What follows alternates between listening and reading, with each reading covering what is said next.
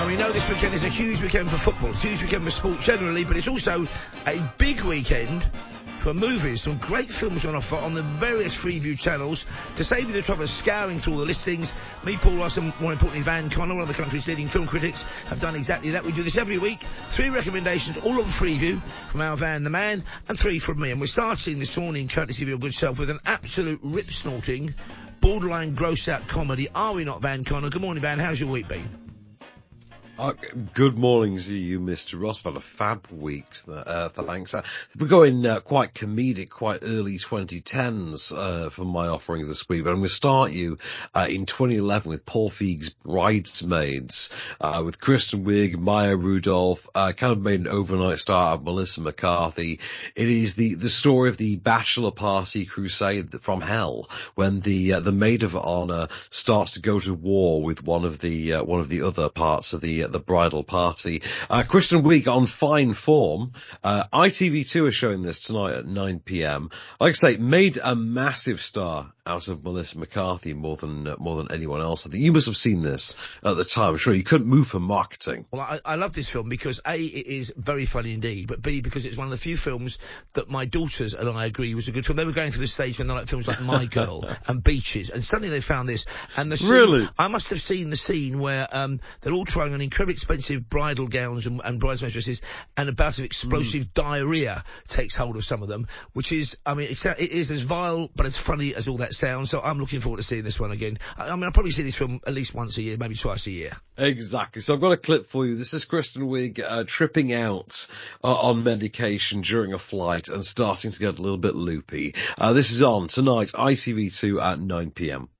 Hey, buddy. How you doing? I'm good. I'm so much more relaxed. Thank you, Helen. I just feel like I'm excited and I feel relaxed and I'm ready to party with the best of them. And I'm gonna go down to the river.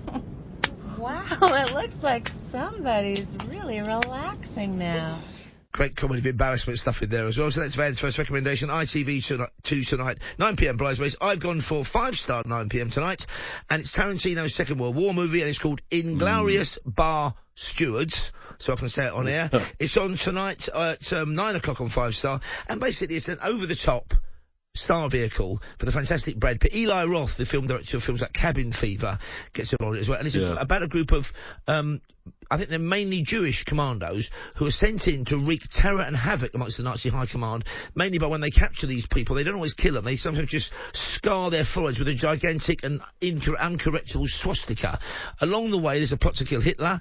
There's a screening of a film called Le Corbeau, a genuine film that was aired, I think, in Vichy, France. It's about poison pen letters, a kind of loosely veiled allegory when you see the film itself on the rise of Nazism and collaboration.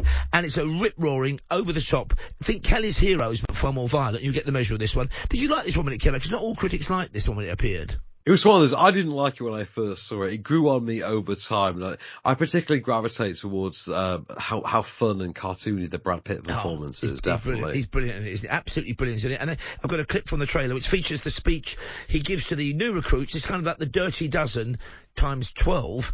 And it's on tonight, 9 o'clock, 5-star, Inglourious Bar Stewards. Over to you, Brad. My name is Lieutenant Aldo Ray, and I need me 8 soldiers.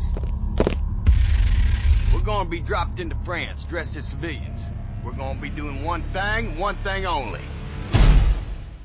Killing Nazis. Yes, sir! Members of the National Socialist Party conquered Europe through murder, torture, intimidation, and terror. And that's exactly what we're gonna do to them. We will be cruel to the Germans. And through our cruelty, they will know who we are. They will find the evidence of our cruelty in the disemboweled, dismembered, and disfigured bodies of their brothers we leave behind us.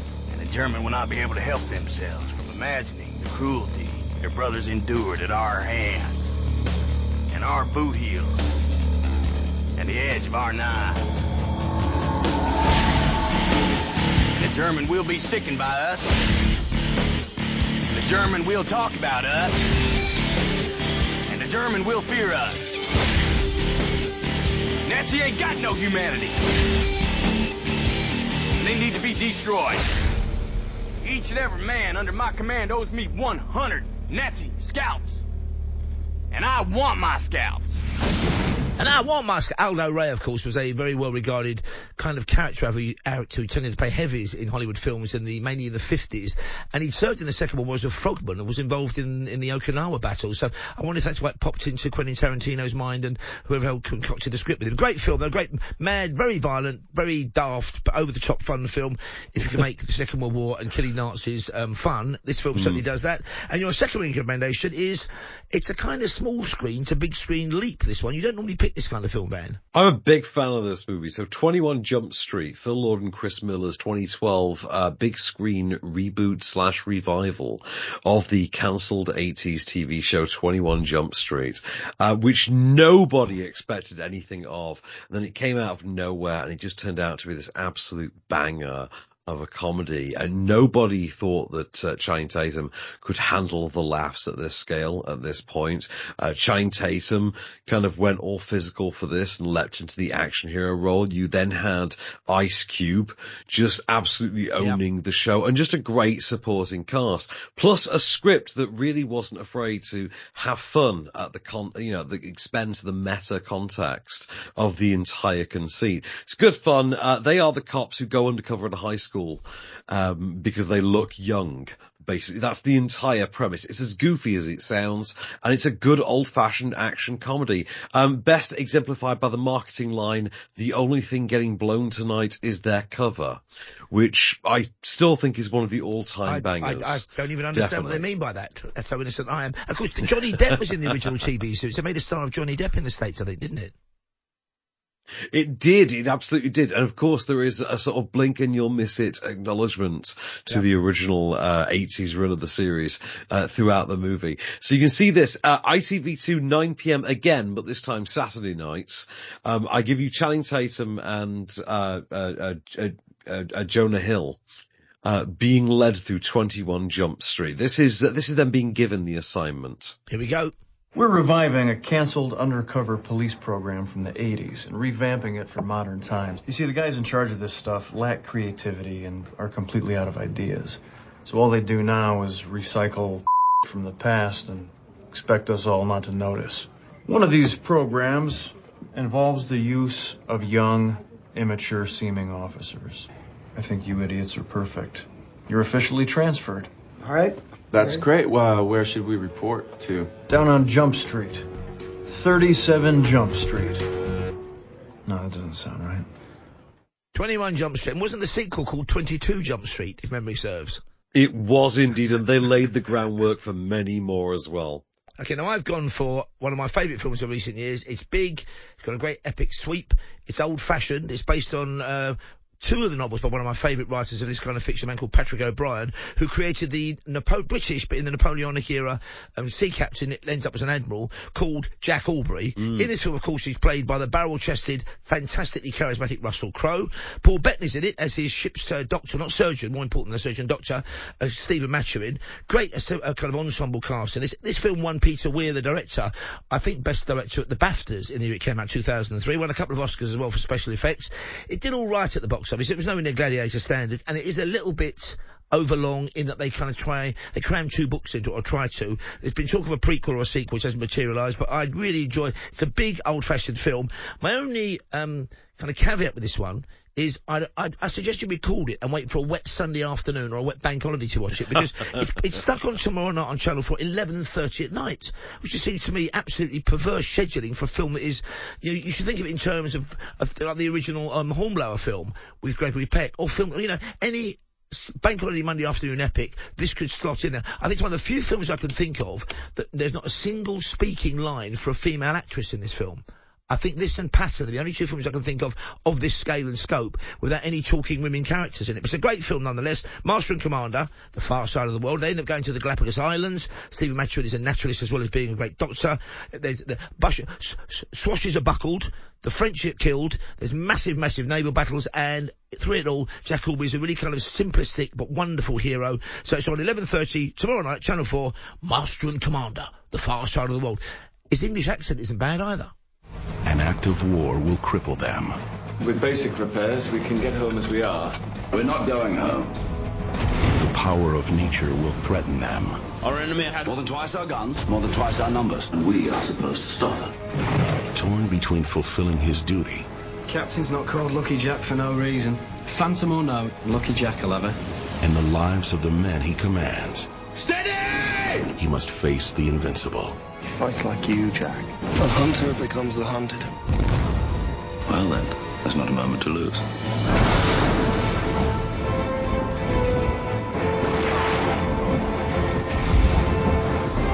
2 feet 6 inches, sir.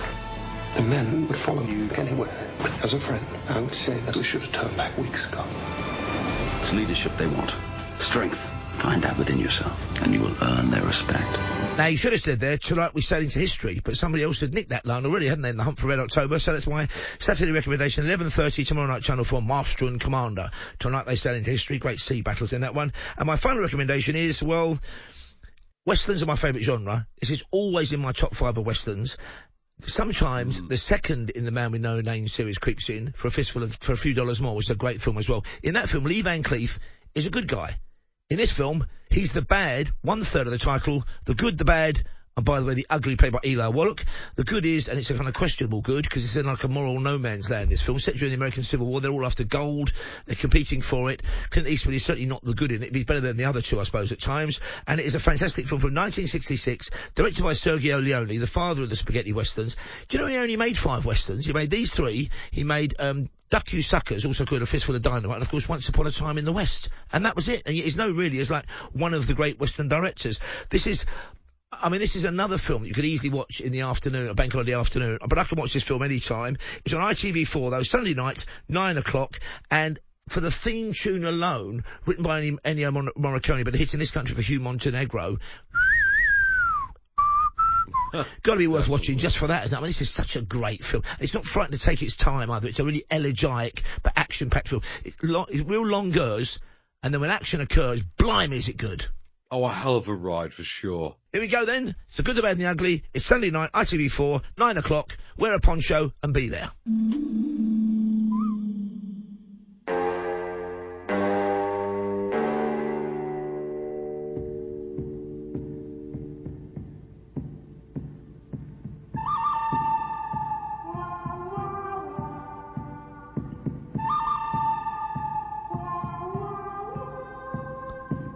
Clint Eastwood, when he was offered the first film, he was playing Rowdy Yates in Rawhide, the TV series, and he went through the script, and Sergio Leone, used to Italian actors, was expecting to be adding lines. In fact, I think he took out around 2/3 of the lines he was given, and that makes him the emblematic Man with No Name. And your final recommendation, I think, is a fantastic kind of gung-ho, overlooked sort of science fiction, also in a way a sports film as well, your final recommendation, Van Connor.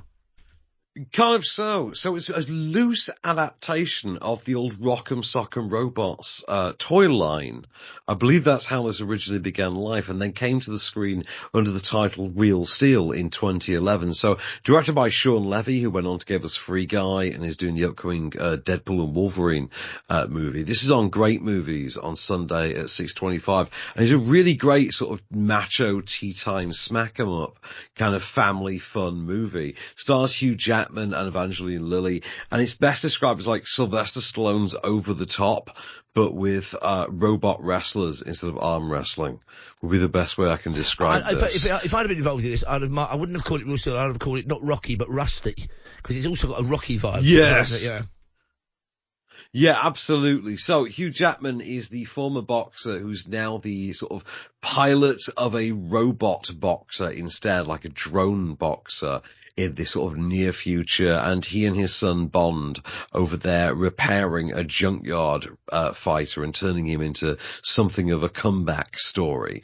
I've got a clip for you, and this is Hugh Jackman's sort of kind of jackass style dad entering him overconfidently into the tournament he's in no way ready for, which is being hosted by Anthony Mackie, no less. So Real Steel is on Sunday night, 6:25 on Great Movies. Bang in time. Definitely check this one out. Here we go. Give me the main event.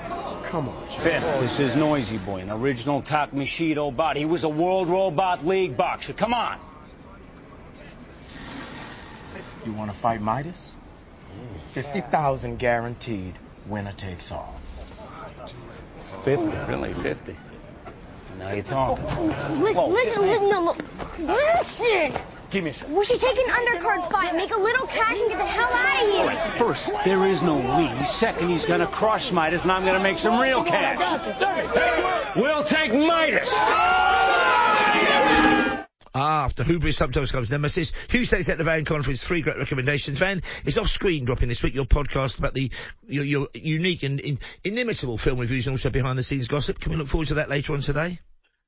You can indeed. That is freshly recorded and in the bag, and I can't wait to tell you all about Abigail and some of the movies that are out this week. It's been a fun week. Fantastic stuff there from Van Connor and me, Paul Ross. I hope on talkSPORT and talkRADIO. We'll be live till 5. Now, where did I put that remote control?